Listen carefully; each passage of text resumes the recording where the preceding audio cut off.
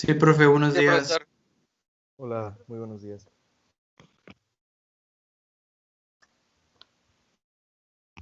Ok, ya está aquí la gente del equipo 10, quienes van a exponer son, bueno, es pregunta, ¿eh? Raúl, Romina, Diego y Merari. Déjenme ver.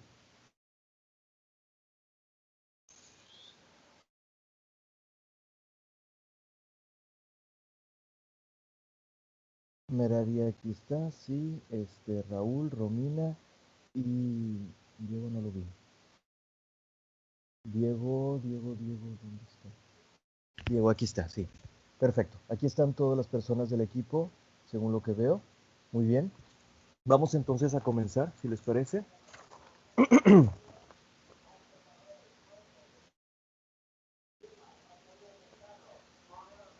Ok, vamos a comenzar. Perdón. Perdón, ¿alguien habló? Que en un momento cargamos la presentación. Ah, sí, no te preocupes, Raúl. Voy a iniciar la grabación, perdón, no la he iniciado.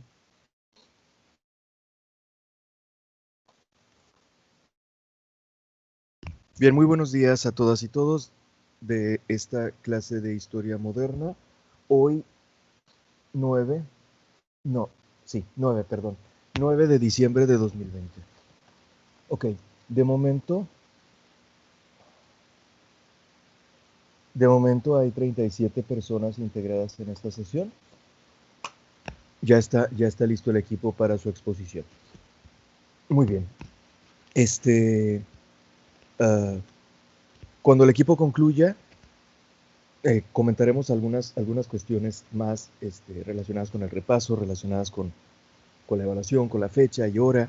Y bueno, pues les reitero nada más, ya se los había dicho la clase pasada, si no me equivoco, que ahorita a las 12 hay un evento al cual todas y todos están cordialmente invitados. Ya por ahí le envié a Carlos y en este grupo, ¿quiénes son? Y a Emerson, Carlos y Emerson, si no me equivoco, sí, la información sobre el evento y la forma de acceso y etcétera. Entonces, bueno, ya está. Les cedo la palabra al equipo. Adelante, compañeros. Hola, buenos días, compañeros. Nosotros somos el equipo 10 y vamos a dar el tema de economía y sociedad en el siglo XVIII. Somos Raúl Iván Sánchez Padilla, Romina Alejandra Silva Lara, Diego Alberto Villegas Puentes y María Merari Flores Domínguez. Siguiente, por favor.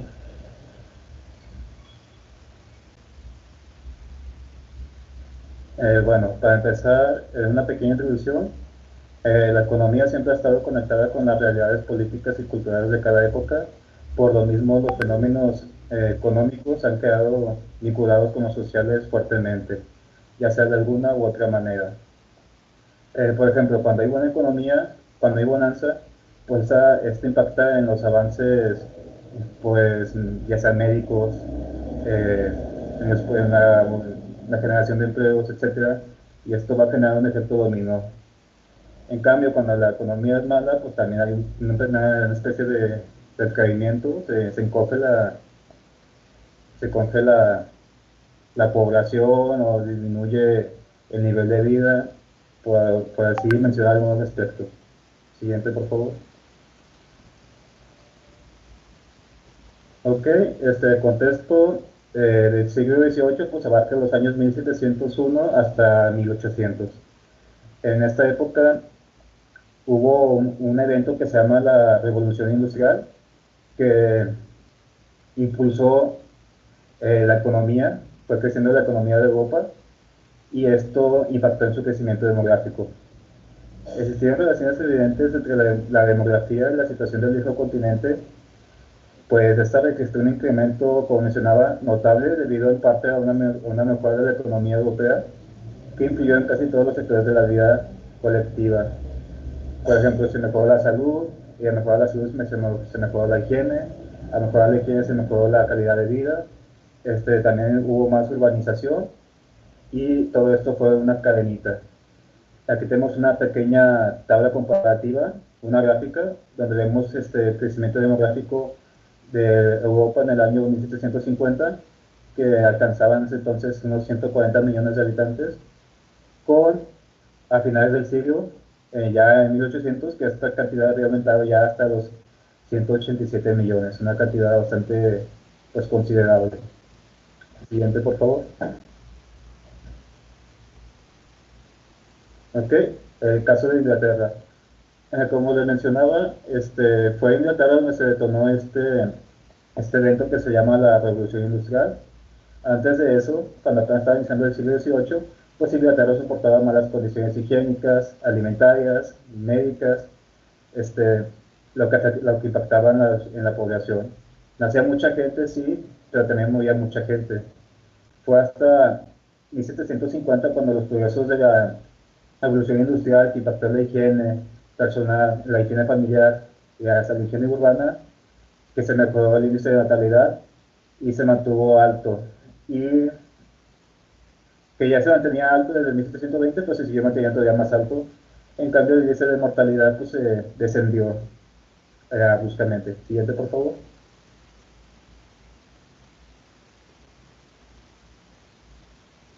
En ese tiempo, las mujeres pues, de Inglaterra tenían entre 4 y 6 hijos, pero solo 2 de ellos llegaban a su edad adulta.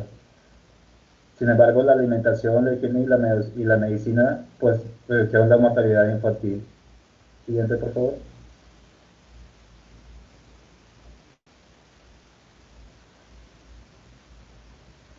Ok, la población excedente del campo se fue estableciendo en los centros urbanos, costeros y del interior del país, lo que produjo un cambio de campesinos a trabajadores. Inglaterra se fue industrializando. Siguiente, por favor.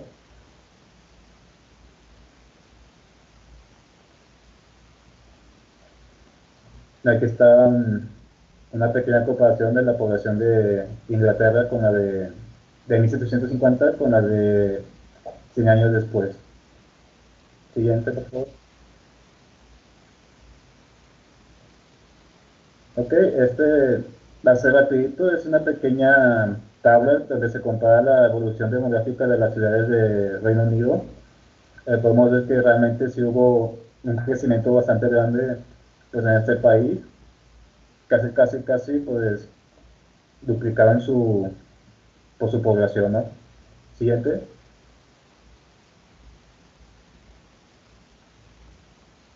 No voy a tener mucho en estas tablas por cuestión de tiempo. Igual ahí se las dejo en la presentación para que la vayan analizando. Pues Italia también tuvo un crecimiento considerable. Siguiente.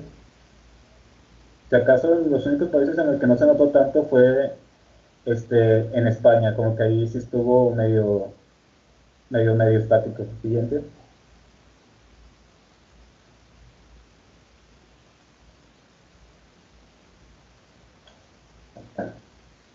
Ok, pues la economía también impactó, nada más en la demografía, también en la agricultura. Y les doy la palabra a mi compañera. Hola, buenos días. ¿Sí me escucho?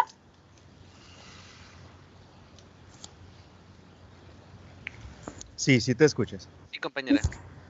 Bueno, gracias. Bueno, ahora yo voy a hablar de la agricultura. En el siglo XVIII es el último siglo de la historia europea occidental, del que se puede afirmar todavía que las actividades económicas estuvieron dominadas por la tierra.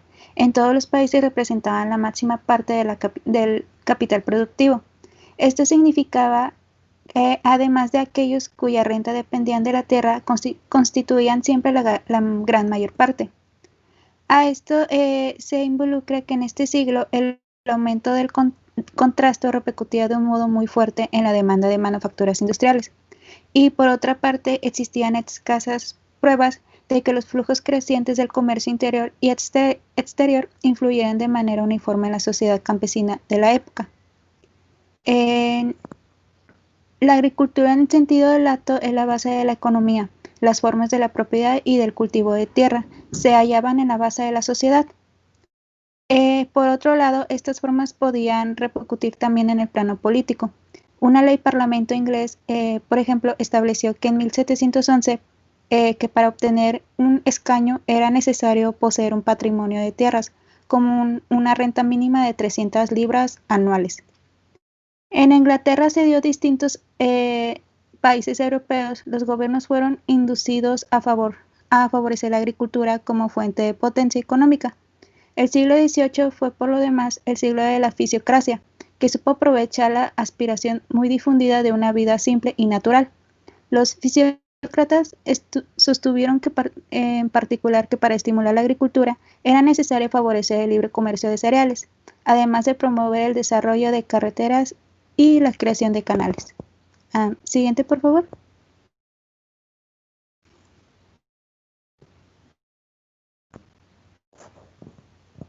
Gracias. El siglo XVIII estuvo caracterizado también por un incremento de la población. A esto, los intereses industriales en la primera mitad del siglo no se ocupa tal crecimiento. Fue debido a la roturación de terrenos y sobre todo en Inglaterra, esta fue luego la causa que llevó a los progresos tecnológicos. En la producción agrícola, los aldeanos decidían tanto los productos que se iban a cultivar como las fechas de arado, siembra y cosecha. Esta dependía a criterios de comunidad y dificultaba la experimentación de nuevos métodos. Persistencia de campos abiertos y del sistema de cultivo comunal constituyó en todas partes un obstáculo a la introducción de mejores prácticas agrícolas. El desarrollo a la propiedad exclusiva de la tierra era rechazado también por los miembros más pobres de la comunidad campesina, y la posibilidad de la substancia de estos últimos estaba vinculada a los bienes comunes de cada pueblo. Los derechos que conservaban aún las tierras comunes constituían un punto considerable de los recursos. Incluso los animales de cada comunidad eran tenidos comúnmente para su uso, y seguía siendo por lo menos difícil mejorar la crianza de métodos de selección respecto a la reproducción. En ciertas regiones europeas existía aún mucha tierra abandonada. El aumento de población inducía a cultivar en otras zonas de Países Bajos hasta la costa del Mar del Norte. Se recurrió a un sistema particular de conducción llamado, perdón por mi pronunciación, es Koppelwirtschaft.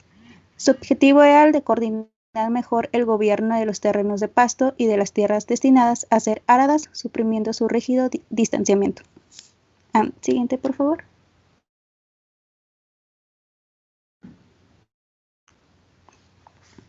Bueno, en ciertas regiones sí, lo había dicho, perdón. El derecho a los cercados fue acompañado por la subdivisión de terrenos comunes y por el aumento creciente de las crisis puras de pequeños propietarios agrícolas, que hasta entonces había sacado provecho el uso de tierras comunitarias.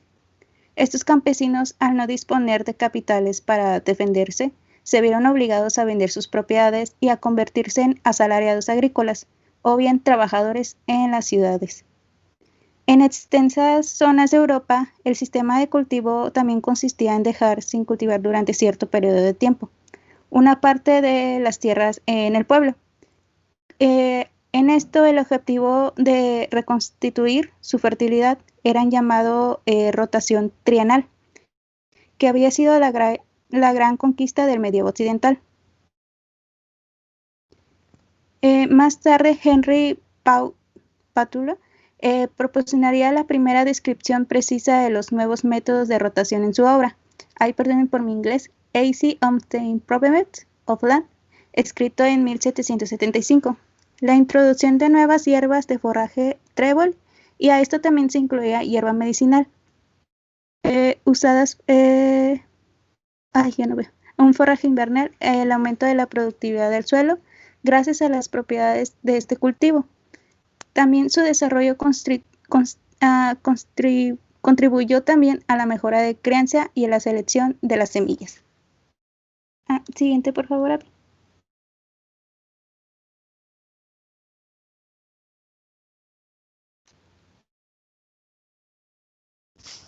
Bueno, en 1770 y en 1750 hubo una fase de mejoras intensas que llevó a notables aumentos de la producción de trigo, carne y otros bienes.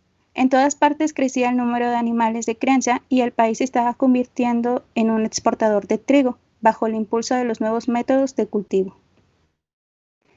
También el rendimiento de los terrenos aumentó rápidamente, mientras que la disponibilidad de bienes alimenticios tendían a superar una demanda interna. Con el propósito se calcula que en torno al año 1780 los rendimientos agrícolas ingleses superaban de un 40% a los franceses. Y desde mediados del siglo XVIII, también el ascenso a los precios alimenticios incitó a extender los espacios cultivables. En el siglo XVIII, Europa fue relevante el número de obras de agronomía, al menos en 1200, y desde el 1701 había introducido máquinas sembradoras. En el transcurso del siglo XVIII, la nobleza francesa manifestó la tendencia de extender las distintas formas de extracción que podía reivindicar. Al mismo tiempo, confirmaba el concepto de decaimiento del Estado noble por parte de quienes se dedicase al comercio. También, por este lado, el ascenso agrícola francés fue de 60% entre inicios del siglo XVIII y a esto estalló la revolución. En Francia, alrededor de 20 o 25% de la tierra pertenecía a los nobles, el 15% a los burgueses y el 10% al clero y el 55% a los campesinos independientes. Siguiente, por favor, Abby.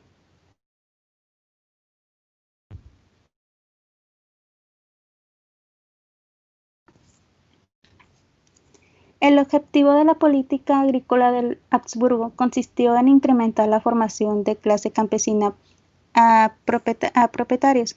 Con parte los dominios imperiales estaban extendidos todavía la representación de trabajo a los señores de 2 a 3 días a la semana. A esto, el objetivo de la agricultura hizo un progreso en el transcurso del siglo XVIII.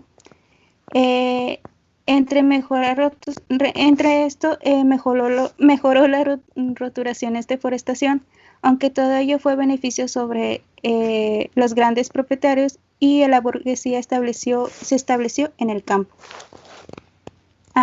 Los privilegios de la nobleza fueron muy pocos perjudicados por la política reformadora de Habsburgo. La economía de grandes dominios rurales húngaros siguió siendo patriarcal, autosuficiente e incluso aislada por la escasez de carreteras. La presentación de trabajo era por tiempo medio de más de 3 meses al año, y a esto si la nobleza poseía en Hungría el 60% de las tierras, en Polonia le pertenecía el 78%. El trabajo por último, en Suecia, mientras la nobleza... ¿Te puede regresar a la anterior, Abby, por favor?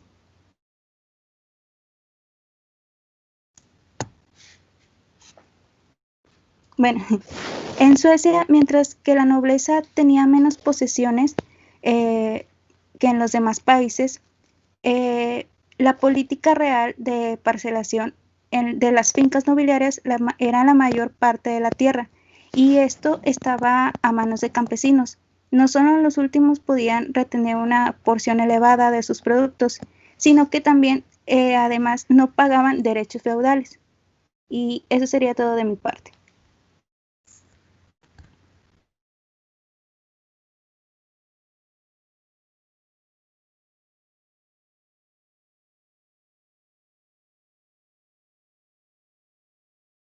¿Sí se escucha?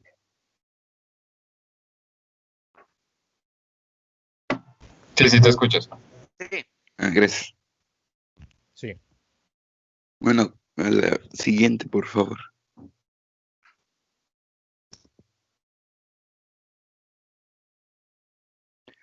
Bueno, vamos a hablar sobre el comercio de las industrias. Igual que en el plano de la producción agrícola en el siglo XVIII, se produjo un claro proceso comercial manufacturero y crediticio. Este desarrollo económico Se dio particularmente en algunos países de Europa Occidental, donde se registró un incremento de número de las personas empleadas en las manufacturas. También se menciona que las exportaciones francesas también, de forma considerable y casi recíproca, en la segunda mitad del siglo XVIII, Burdeos llegó a absorber casi la mitad de las importaciones coloniales del país y mitades, tanto de 1780 y 1790, más 300 navíos del año se hacía al mar desde un puerto hacia las Indias Occidentales. ¿Puedes darle a la siguiente, por favor?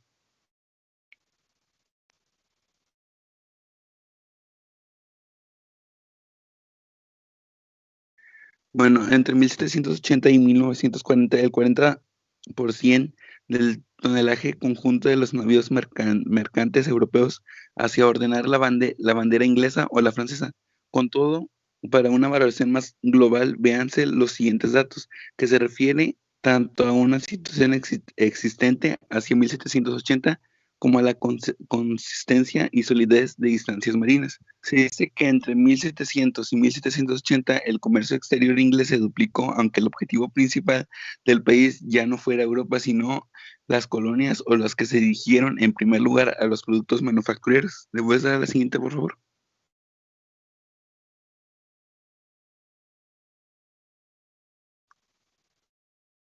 Aunque en la primera mitad del siglo XVIII se redujo el papel de Londres en el plano comercial exterior, raras en provincia las fortunas mercantiles paragonable con las de la capital, y hay algunas cifras del movimiento portuario inglés en toneladas.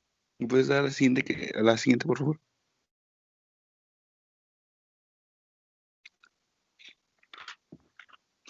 Bueno, antes de hablar sobre los negros, antes de hablar sobre que los negros eran vendidos, voy a darles un contexto antes de la esclavitud. La esclavitud como una institución jurídica es una sustitución en la cual una persona, el esclavo es propiedad de otra persona, del amo.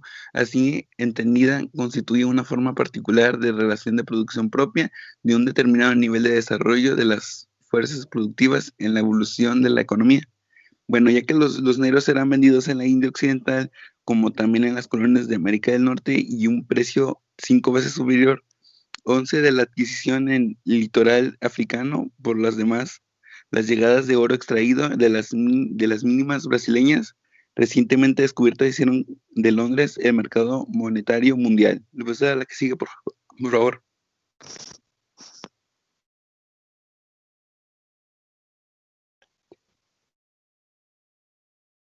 Es cierto que Es cierto que el hierro obtenido con el coseque era de calidad inferior y no era fácil pasar de un proceso a otro. Los hornos existentes entonces eran demasiado pequeños. El uso del coque era la fusión del hierro. Se difundió en Inglaterra, donde el carbón de madera constaba de mucho. Se recurre menos a el de Francia, donde el yacimientos de carbón fósil estaba bastante dispersos y distantes de minerales. En lugar de los hornos pequeños comenzaron a aparecer entonces los grandes altos hornos. Obviamente los capitales invertidos, además de la capacidad productiva, eran claramente mayores. En Inglaterra la primera fusión de relieve con el coque fue realizada por Abraham Darby en 1735, mientras que en Francia fue puesta inicialmente a punto en 1768. 1769 por Gabriel Kars. Bueno, de mi parte sería todo. Le cedo la palabra a mi compañera Merari.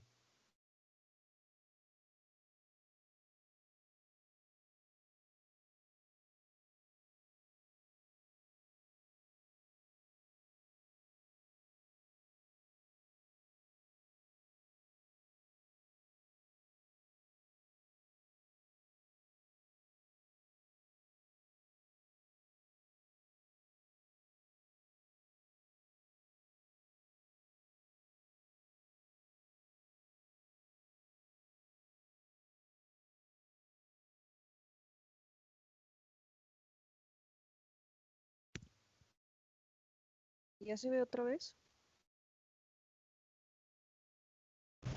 Ya se ve. Ok. Bueno, yo les voy a hablar sobre el camino hacia la revolución industrial. Bueno, el camino hacia la industrialización fue lento y los cambios sociales y económicos que transformarían Gran Bretaña estaban todavía en germen. La sociedad industrializada seguía siendo en gran parte un hecho del porvenir.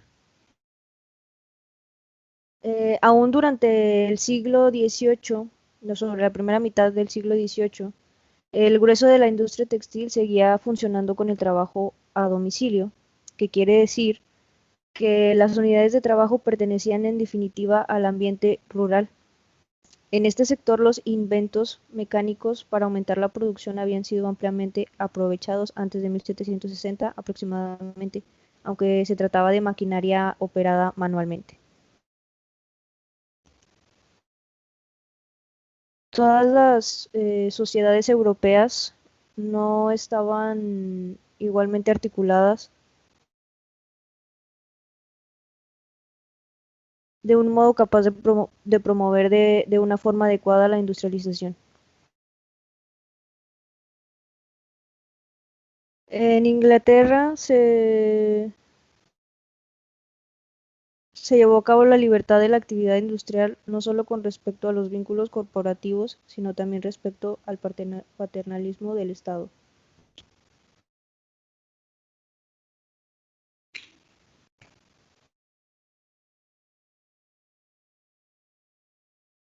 Y los aspectos industriales y sociales de la actividad productiva fueron dejados cada vez más a libre juego de las fuerzas, perdón, que actuaban en el mercado. De esta manera, el orden político, la movilidad social y la libertad económica se manifestaron favorables a los innovadores y a quien estaba dotado de espíritu de iniciativa. Y pues bueno, los impuestos sobre la tierra fueron aumentando durante ciertos conflictos en el año 1780. Sus ingresos se habían incrementado solo un 22% respecto al año de 1700. Se reconoce que la existencia de mercados coloniales bastante estables y exclusivos fue una de las exigencias implícitas que tuvo la Revolución Industrial. Las salidas de ultramar constituyeron un factor notable para la transición de una industria textil de tipo doméstico a una actividad mecanizada y centralizada. Y el comercio de ultramar atrayendo los capitales, ensanchó los mercados por la gama aún limitada de las manufacturas producidas en Europa. La gran expansión del comercio inglés permitió reducir el coste de los productos manufactureros, diversificarlos y acrecentar su volumen, así como ver nacer nuevas industrias y bueno, al mismo tiempo el florecimiento de una agricultura de mercado estimulaba la demanda de productos industriales.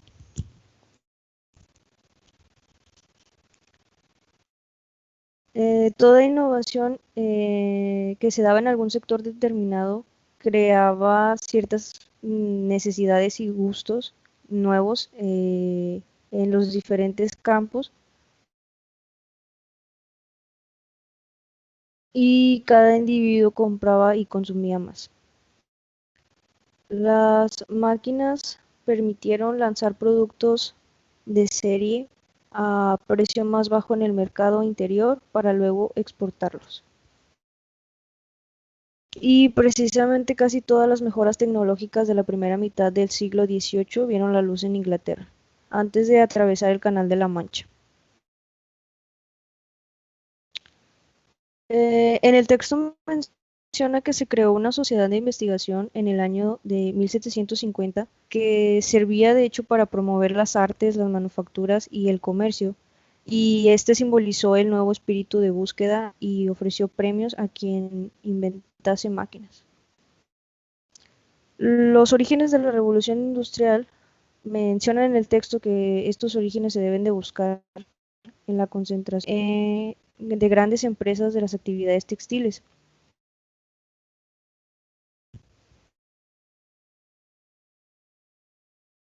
En Inglaterra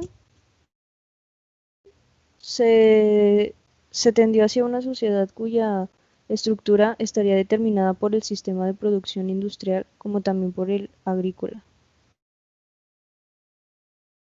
Y bueno, la producción en serie en la industria textil inglesa fue acompañada por la utilización de una fuente de energía más potente, que venía siendo el vapor. Y que esto con los cambios tecnológicos ingleses, como ya se ha indicado, dependieron de la disponibilidad del carbón a buen precio. A partir del año 1760 aproximadamente, la producción comenzaba a estar concentrada en las fábricas, cuyos empresarios eran ya más industriales que capitalistas comerciantes. Hubo notables progresos fuera del sector textil, que uno de ellos fue la tecnología de la hilatura de algodón, que fue aplicada en Inglaterra en los años 30 del siglo XVIII, y con el invento de John Kay de la lanzadera volante, marcó el inicio de la mecanización de la industria textil y hubo notables progresos fuera del sector textil. Hubo también un aumento regular de los rendimientos de los motores hidráulicos entre 1750 y 1780 debido al inglés John Smeaton, y también la generalización de la máquina de vapor, que el escocés James Watt perfeccionó mucho más y nació la termodinámica. También está Henry Cort, que se le remonta el proceso de pudelación en 1784 y de la laminadura estandarizada, que constituyó uno de los precedentes más decisivos para la reducción de los costes. Bueno, en la fase a domicilio de la organización industrial, el trabajo se desarrolló ya a menudo en condiciones peligrosas y a veces repulsivas. Hubo numerosos abusos cometidos por los amos capitalistas en un contexto totalmente desfavorable para los obreros. El vandalismo directo contra empresarios particularmente detestados fue una forma primitiva de contestación industrial que no tardó en manifestarse. Este vandalismo tomó el nombre de ludismo debido a Ned Ludd, que destruyó 2 telares en 1779. Y sería todo.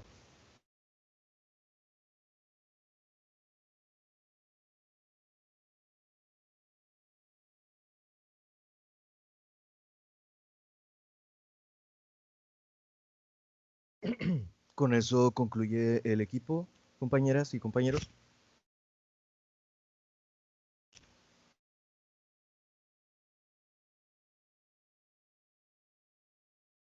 Ok, supongo que sí. Muchas gracias. Gracias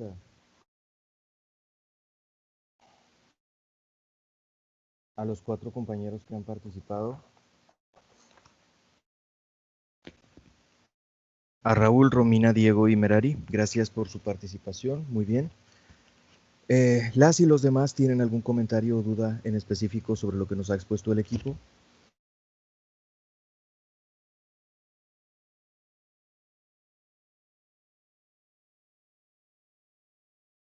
No, todo claro. ¿Todo bien? Ok.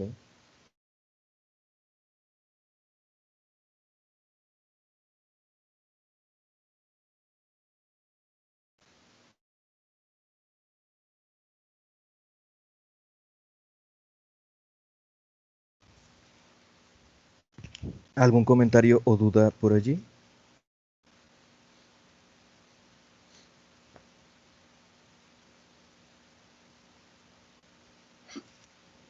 No, yo creo que no, pero Bien.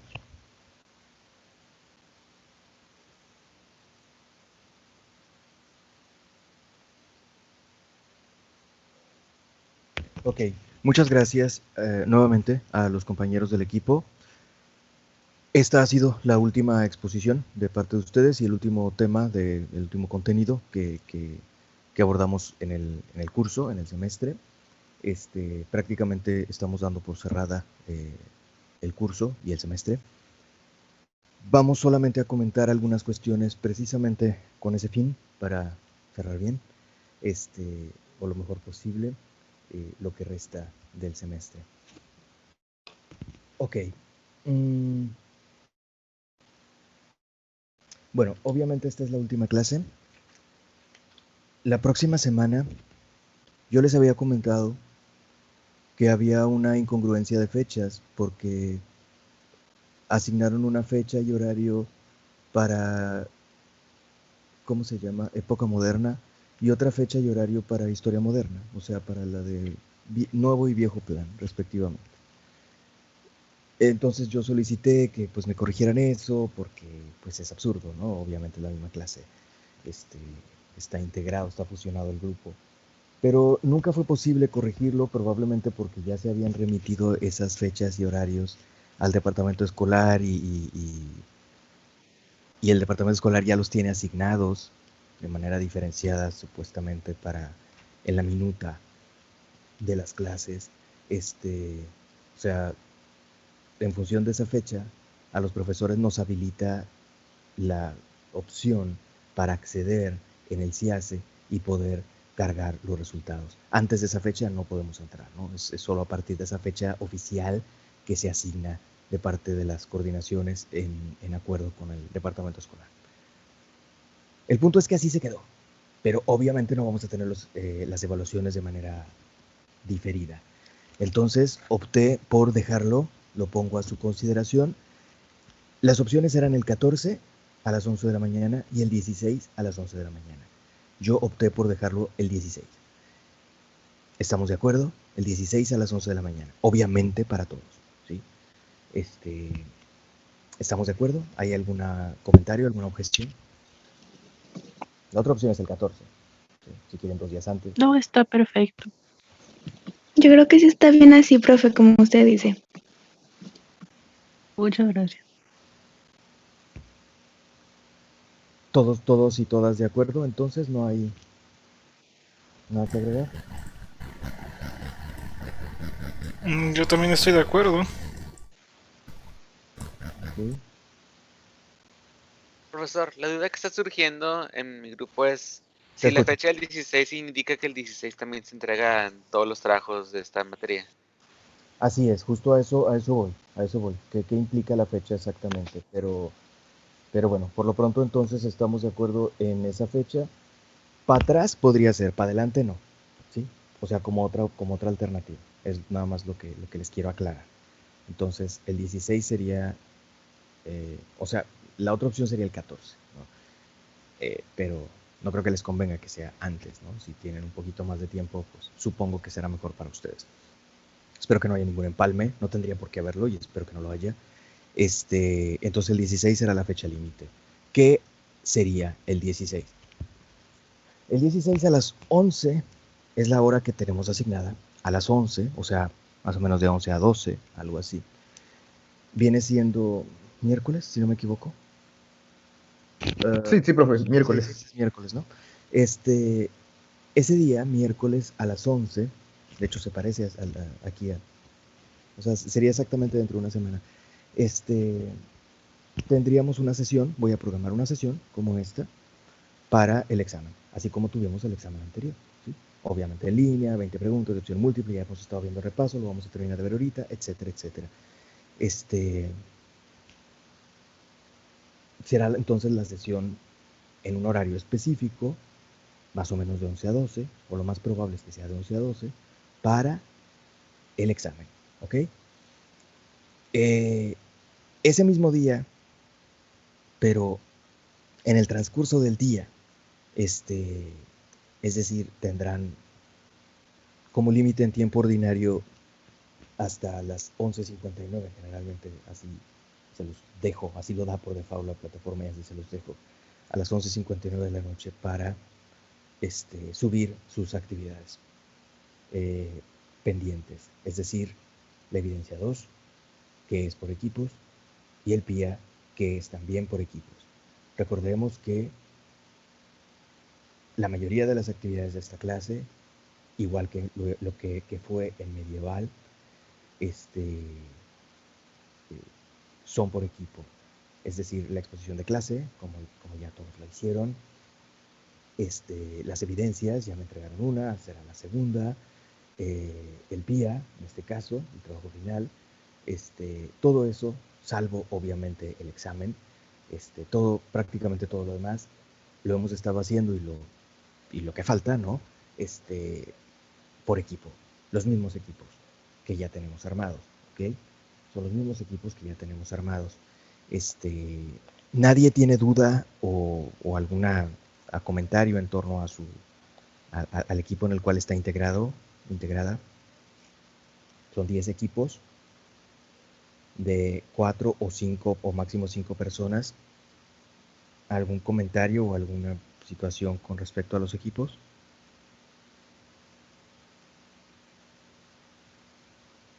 El equipo 7 queda un poco ahí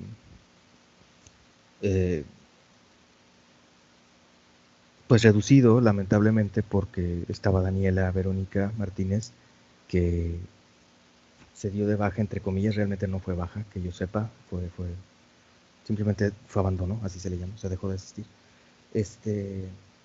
Me avisó en su momento. Espero, no sé si haya alguna otra persona que haya dejado de asistir. Eddie hace tiempo habló conmigo, me dijo que por cuestiones de trabajo, etcétera, pues a él se le complicaba conectarse, pero que iba a revisar las sesiones grabadas, etcétera, etcétera, etcétera. No estoy seguro cuál es la condición, no sé si Eddie está ahorita, no estoy seguro cuál es la situación o la decisión que haya tenido Eddie al respecto. No lo sé. Si alguien lo sabe, pues dígamelo, por favor. Ebert, Héctor, Ricardo, Merari, Miguel, Valeria, todos ellos, ahorita de momento no están conectados, pero sí están en la clase. Solamente Daniela y Eddie serían, bueno, Daniela seguro que no, pero Eddie no sé exactamente qué decisión haya tomado. Si alguien lo sabe, por favor, díganmelo. Él me dijo que pero hace tiempo, que pues tenía la intención de sacar adelante el semestre, que se le estaba complicando por trabajo, etcétera, etcétera. Lo entiendo, pero bueno, no sé finalmente si se decidió a continuar, ¿no?, con el semestre.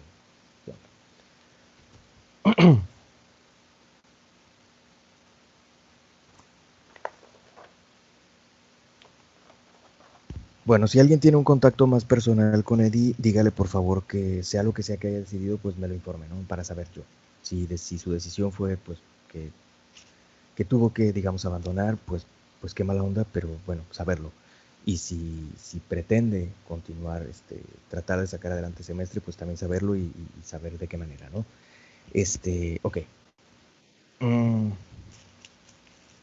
¿Algún otro caso especial por allí en relación a los equipos?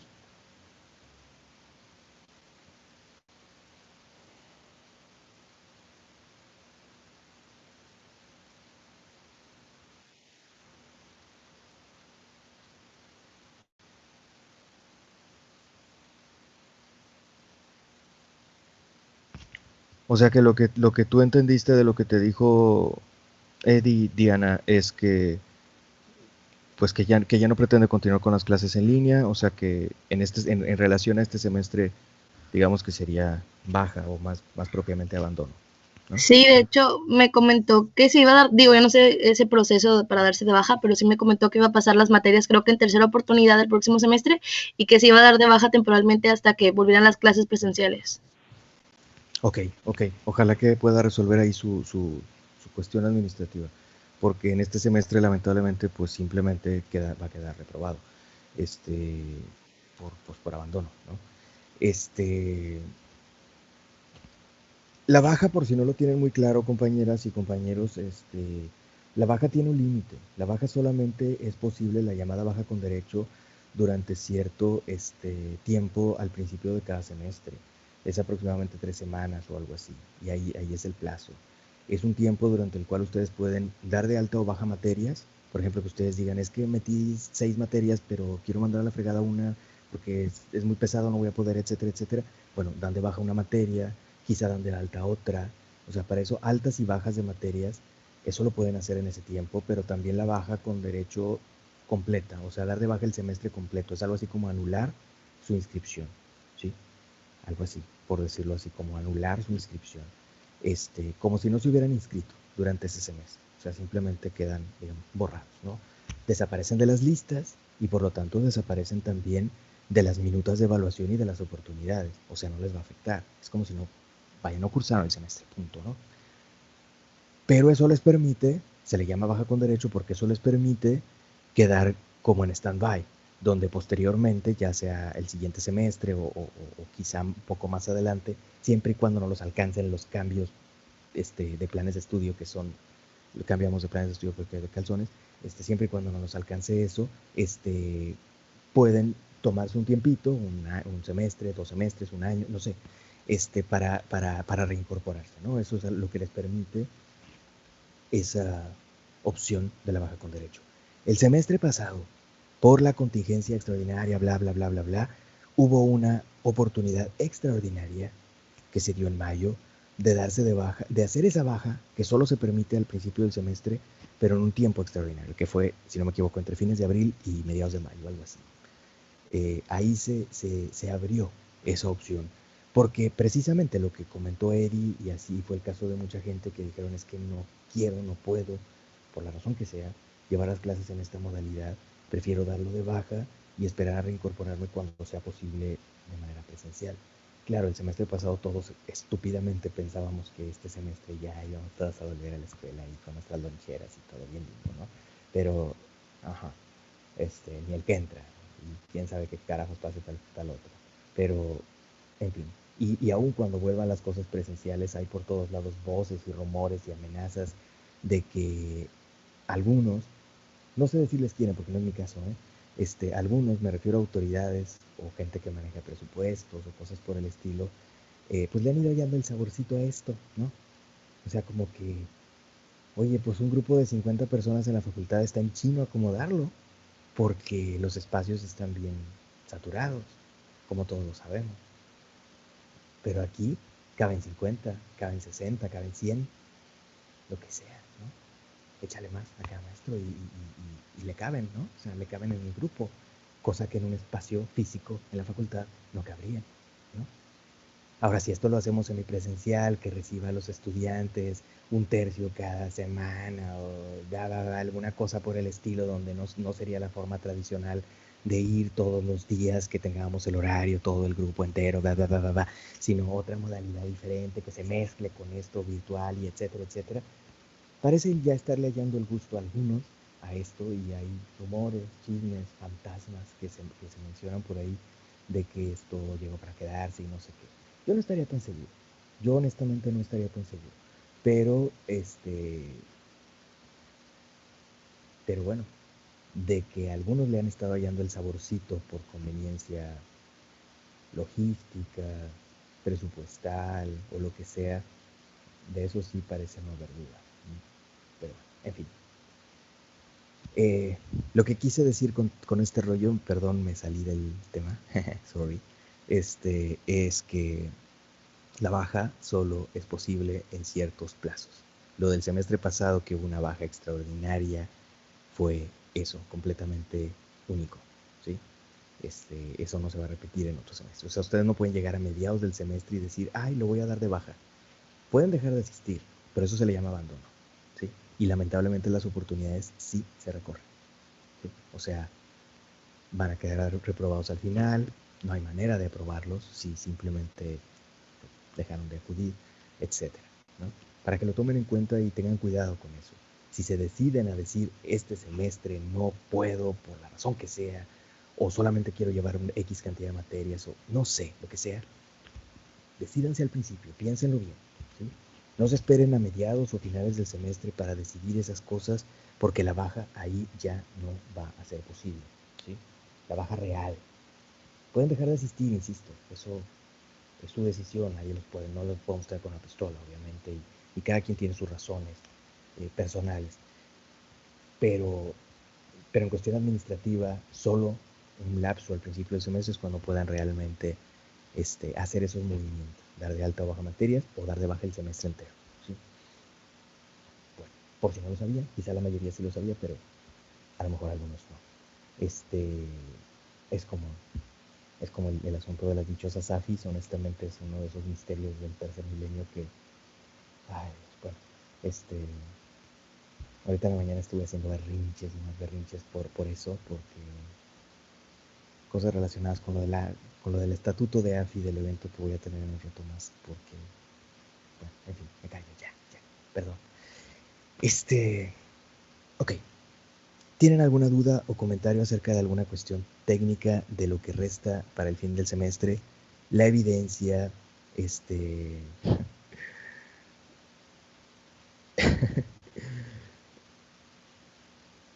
Yo sé que ustedes han de maldecir esto mucho más que yo, pero en este caso, como me tocó, bueno, ya me ha tocado antes, pero como me tocó organizar un evento y, bueno, en fin. Ahorita les cuento el chisme si quieren. ¿Tienen alguna duda en específico acerca de la evidencia 2 y acerca de el PIA?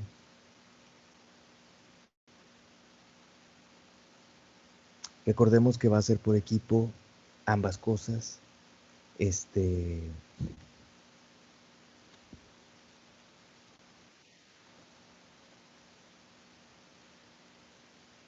¿Tienen alguna duda sobre la evidencia, sobre el PIA? ¿Estamos claros con eso?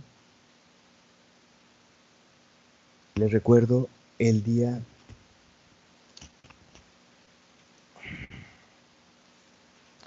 16, a las 11, programaremos una sesión para el examen y en el transcurso de ese mismo día 16, pero podrá ser hasta la noche, será la entrega de esos 2 trabajos pendientes. Por favor, no olviden que todas y todos deben entregarlo. Es por equipo y por lo tanto va a ser un único archivo de todos los miembros del equipo. Pero por favor, compártanselo entre todos los miembros del equipo y cárguenlo todos los miembros del equipo. No olviden también, por favor, en la portada apuntar a todos los miembros del equipo. Bueno, todos los que hayan trabajado, obvio, ¿no?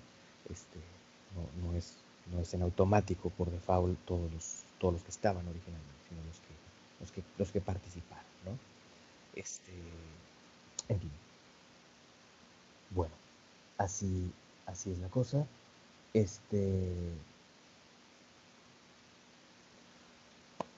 Bueno, les cuento muy rápido. No voy a entrar en detalles, lo comento muy rápido. Pues bueno, organicé este coloquio de investigación. Para eso, pues no crean que es algo, aunque yo soy el gestor, el responsable de la cátedra del Cavazos y etcétera, tengo que coordinarme con varias instancias de la facultad. Entonces, ahí hay varias triangulaciones un poco extrañas que honestamente no acabo de comprender bien. Entonces, yo solicité a un departamento la elaboración del póster del evento, que ustedes probablemente habrán visto por ahí. Bueno, se lo mandé a los compañeros. Y entonces inmediatamente me preguntaron, ¿va a ser AFI o no? Porque si es AFI lleva un logo específico. Y dije, pues es que no lo sé. Yo tengo entendido que la maestra Emma Rodríguez es quien gestiona la cuestión de las AFIs. Entonces me comuniqué con la maestra Emma, le pregunté y me dijo, sí, claro que el evento puede ser AFI, no hay ningún problema. Le dije, bueno, ¿y qué procede? O sea, ¿de qué manera los estudiantes validan que el evento les valga como AFI? O sea, porque eso yo no lo acabo de tener claro. Me dijo, no, con el registro de asistencia que se hace a partir del departamento de la Secretaría de Vinculación y Educación Continua, o algo así se llama, con la maestra Carolina. Dije, ok, perfecto. Entonces, bueno, me coordiné con esa otra oficina, respondí que sí se le podía poner el logo de AFI al evento, etcétera, etcétera, etcétera. Se supone entonces que solamente con el registro de asistencia ustedes, los asistentes, pues podían validarlo como AFI. Eso es lo que yo entendí. Y entonces ayer se me envió un link de esa secretaría para yo distribuirlo hoy, para yo compartirlo hoy, para el acceso al formulario para la asistencia, precisamente, ¿no? Entonces, perfecto. Yo respondí pues dando las gracias y preguntando si si bastaba con eso para que los estudiantes validaran el evento como AFI. Y hoy en la mañana pues vi la respuesta, porque ayer yo había escrito hoy en la tarde y en la tarde pues ya no están. Hoy estaba en la mañana, vi la respuesta y pues me respondieron prácticamente diciéndome que no, que cómo me atrevía a poner el evento como AFI, que no, que eso tenía que autorizarse por no sé quién y que no sé cuánto y que para allá y que para acá. O sea, me hicieron así un asunto un poco más complicado. Entonces yo dije, ya pusimos el logo de AFI en el póster, los estudiantes ya lo vieron así, etcétera, etcétera. O sea, ¿qué onda? Entonces, ¿qué hace que un evento sea AFI? ¿Qué le da bueno, cómo se atreve lo estoy parafraseando, no fueron esas las palabras que usaron, lo aclaro. Simplemente,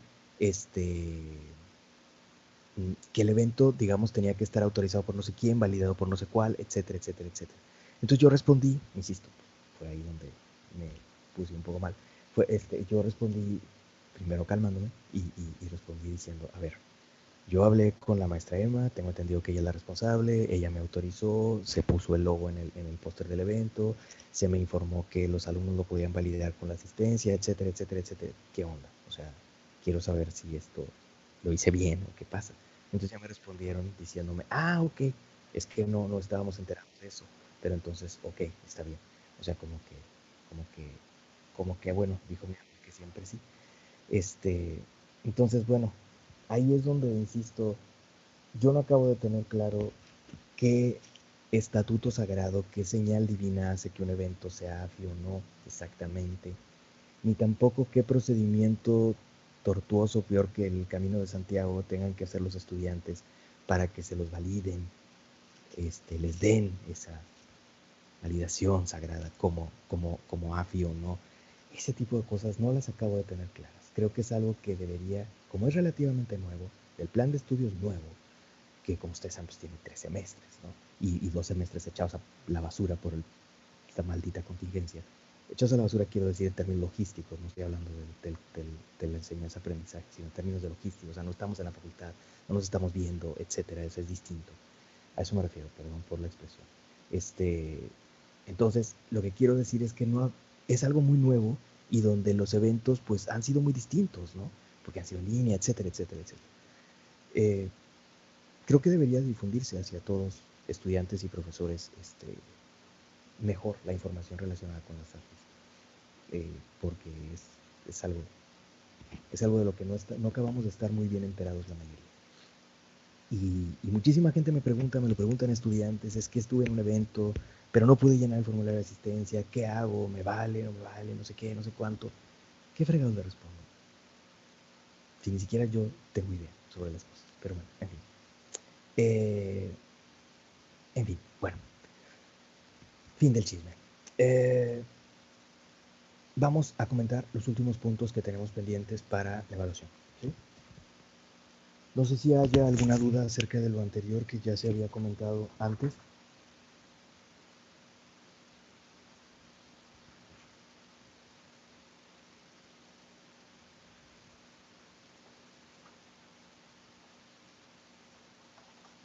¿Hay alguna duda o algún asunto pendiente sobre lo anterior? Creo que no. Ok, muy bien. Muy bien.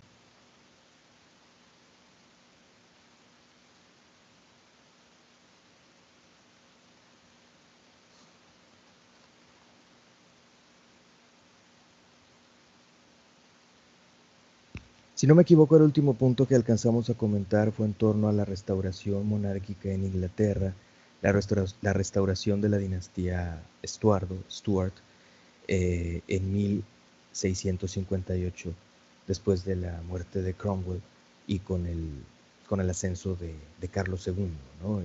Hijo del decapitado, del depuesto y decapitado Carlos I Stuart. Creo que ese fue el último punto que alcanzamos a comentar. ¿Estoy bien?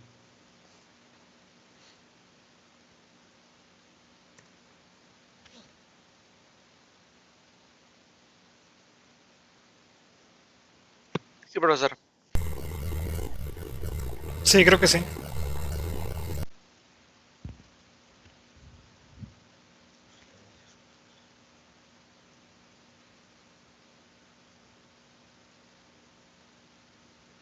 Así es, Raúl. Bueno, supongo que te equivocaste en la segunda palabra evidencia. La evidencia es una síntesis integral de las lecturas de las lecturas básicas de esta etapa. Habíamos comentado previamente que en promedio las lecturas básicas son más o menos 15 y que considerando aproximadamente que ustedes hicieran unas 2 cuartillas por cada lectura, podríamos estar hablando aproximadamente de unas 30 cuartillas del trabajo. Pero no es una camisa de fuerza, puede ser un poco menos, puede ser un poco más. Pero es sacando ese promedio, considerando que la cantidad de lecturas básicas es aprox 15 y que de cada lectura podrían hacer aprox unas 15, entre 1 y 15 cuartillas, perdón, entre 1 y 2 cuartillas aproximadamente, entonces podríamos estar hablando de que así como mínimo, pues sería probablemente un trabajo de unas 15 cuartillas, un promedio de unas 30, considerando 2 por lectura, y bueno, podría ser un poco más si así lo considera cada equipo, ¿no? Estoy hablando de la evidencia. Y en relación al ensayo, efectivamente, bueno, al PIA, perdón, efectivamente sería un ensayo sobre un proceso de la época moderna, un ensayo de investigación basado en cuidando los aspectos de formato, basado en cuando menos 5 fuentes, siendo selectivos con las fuentes. La lógica es muy similar, o es la misma, que la del trabajo de medieval, más que aquí obviamente no estamos hablando de la Edad Media, sino de la época moderna, pero la lógica es la misma, ¿sí? Y por equipo, por supuesto. Muy bien, pasamos al punto siguiente. El punto siguiente tiene que ver con algunas cuestiones que aparecieron por ahí en temas sobre procesos socioculturales, socioeconómicos del siglo XVII, si no me equivoco, entre el siglo XVII y el siglo XVIII. Por ahí se mencionaba el recurso a el cultivo de rotación, al sistema de cultivo, o al sistema de rotación en los cultivos, más bien dicho, perdón, el sistema de rotación en los cultivos, el cual consiste en no utilizar parte de las tierras durante un periodo determinado para que se reconstituya su fertilidad, ¿no?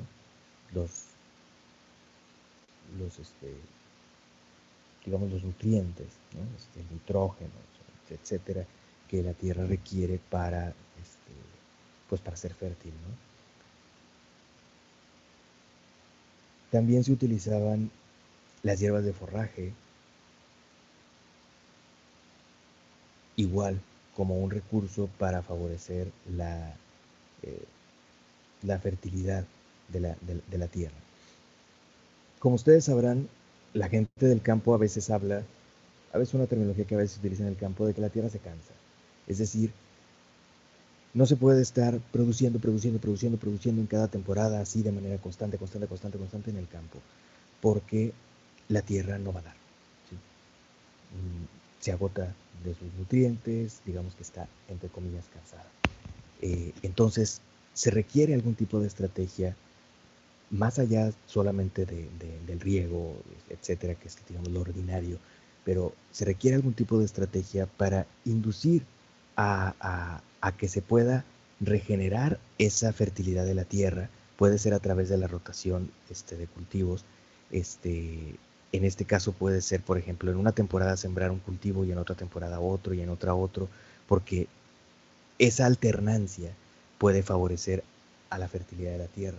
Pero también se puede funcionar dividiendo las tierras en diferentes parcelas, sembrando en una parte, dejando descansar otra u otras, y luego sembrando en la siguiente temporada en otra parte, dejando descansar a las demás, y así sucesivamente, para que se dé esa regeneración de la fertilidad de la tierra. ¿Por qué esto es tan importante? Se había empezado a desarrollar desde la Edad Media, pero sobre todo fue muy recurrente en la época moderna como técnica para la producción agrícola. Estoy hablando de la rotación de cultivos, del uso de hierbas de forraje, de este tipo de estrategias.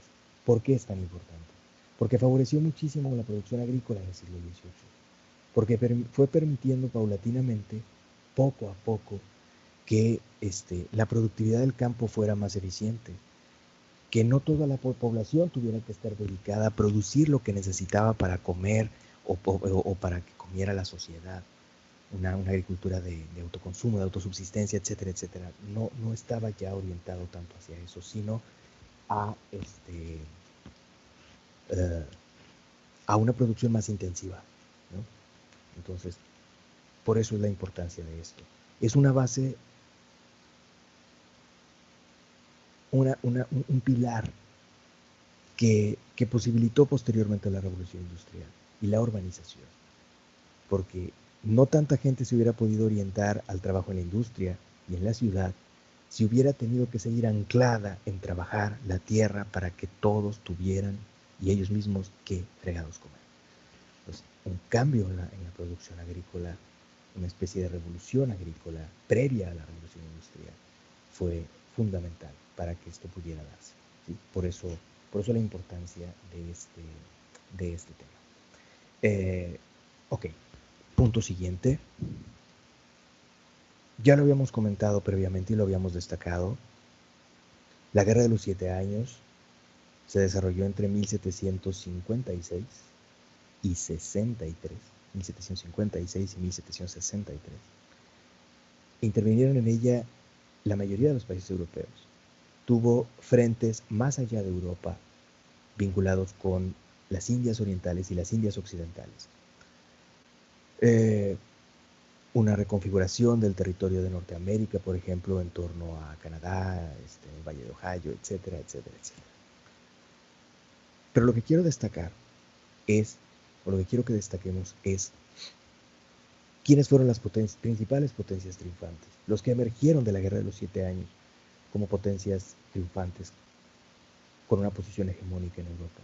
Y fueron la Gran Bretaña y Prusia, principalmente. La Gran Bretaña y Prusia. El siguiente punto a comentar es en torno a la Guerra de Sucesión Austriaca. Una guerra, de hecho, bueno, cronológicamente, pues esto fue antes que la Guerra de los 7 Años, obviamente. La Guerra de Sucesión Austriaca ocurrió entre 1740 y 1748. Fue una lucha en contra digamos, el derecho dinástico de María Teresa de Habsburgo, que finalmente fue reconocida como emperatriz, pero no ella sola, sino que ella gestionó que su esposo, Francisco, fuera elegido, primero elegido, ¿no? Y luego pues coronado según el ritual de la época, lo hacía el arzobispo de Maguncia, si no me equivoco, ya esa coronación, ya no el papa, fuera elegido y establecido pues con el ritual correspondiente como emperador. Ella también se quedó como emperatriz, por supuesto, o sea, en realidad ella tenía más derecho que él, pero bueno, fue parte de la bronca y de la guerra de la Guerra de Sucesión Austriaca.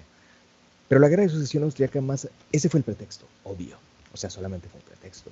En realidad lo que les interesaba a los países que intervinieron en esta guerra era debilitar al todavía vasto y muy poderoso imperio de los Habsburgo, y pues obtener un botín de este debilitamiento del imperio de los Habsburgo, lo cual no obstante no lograron, ¿no? Finalmente María Teresa se quedó y logró que su esposo pues fuera elegido y proclamado emperador, ¿no? Así es, Carlos, sí, por supuesto. Se considera que la Guerra de los 7 Años tuvo que ver con algunos asuntos no resueltos de la Guerra de Sucesión Austriaca. Sí, tienes toda la razón. Siguiente punto a considerar.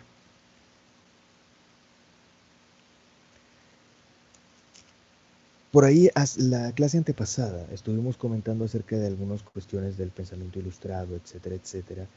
Y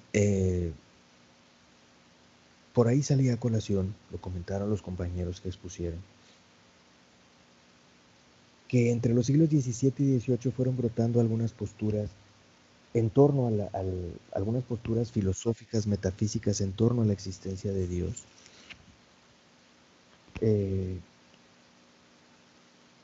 entendido como el absoluto en términos filosóficos. Y estas posturas fueron, por ejemplo, el deísmo, con D de dedo, deísmo, que significa que se reconoce a Dios como causa primera, ¿sí? Pero que no interviene en el mundo. O sea, Dios creó al mundo, fijó un orden en el mundo y lo echó a andar, pero ya no interviene sobre el mundo. Hay una cierta concepción para los que por ahí llevaron religiones conmigo. Hay una relación con la concepción de Deus Ociosus que menciona Mircea Eliade. O sea, ese Dios soberano, creador, que crea el mundo, etcétera, etcétera, pero que ya no interviene, que es como demasiado lejano. En buena medida está el concepto de un Aristóteles, un Cicerón, ese tipo de pensadores desde la antigüedad. Y en la época moderna era la concepción, por ejemplo, de Rousseau o de Voltaire, ¿no? Otra postura era el panteísmo. De alguna manera equiparar a Dios y a la naturaleza. Esta era la postura de Giordano Bruno, le costó ser quemado vivo, pero también era la postura de Baruch Spinoza, que acuñó una expresión que dice Deus sive natura, que quiere decir Dios o la naturaleza. Es decir, son, digamos, como alternables, o sea, es lo mismo, Dios y la naturaleza. Hay una equiparación de Dios y de la naturaleza en estas concepciones panteístas como la de Bruno o la de Spinoza. Otra postura que también se desarrolló fue simplemente el ateísmo. Prácticamente por primera vez en la historia, aunque hubo algunos antecedentes antiguos, quizá de alguna manera el propio Epicuro, Lucrecio, incluso algunos antecedentes en la India o en algunas otras partes, pero en la época moderna el ateísmo tal como lo conocemos, en la época moderna un ateísmo más ligado a una postura, digamos, materialista, etcétera, pues surgió también a mediados del siglo, sobre todo a mediados del siglo XVIII, figuras como Diderot, d'Alembert, el barón de Holbach, con H al principio, H. Holbach, entre otros, Hume, creo que también, varios de estos pensadores eran auténticamente ateos. Otros muy, muy críticos como Rousseau, Voltaire, no lo eran deístas, sí creían a su manera en Dios, por decirlo así. Esto desplazó, este tipo de posturas metafísicas desplazaron cuando menos a otras dos posturas metafísicas que podemos señalar. Una es el teísmo con T de Tomás. El teísmo es una postura por la cual se cree en Dios, que Dios creó al mundo, que Dios le puso un orden al mundo, pero que Dios además interviene en el mundo y que esto de alguna manera se puede conocer tanto a través de la fe como a través de la razón, ¿no? Estas verdades divinas, por decirlo así, esta realidad divina se puede conocer tanto a través de la fe como a través de la razón. Lo que se llama teísmo es, para decirlo rápido, obviamente la postura oficial de la mayoría de iglesias cristianas, ¿no?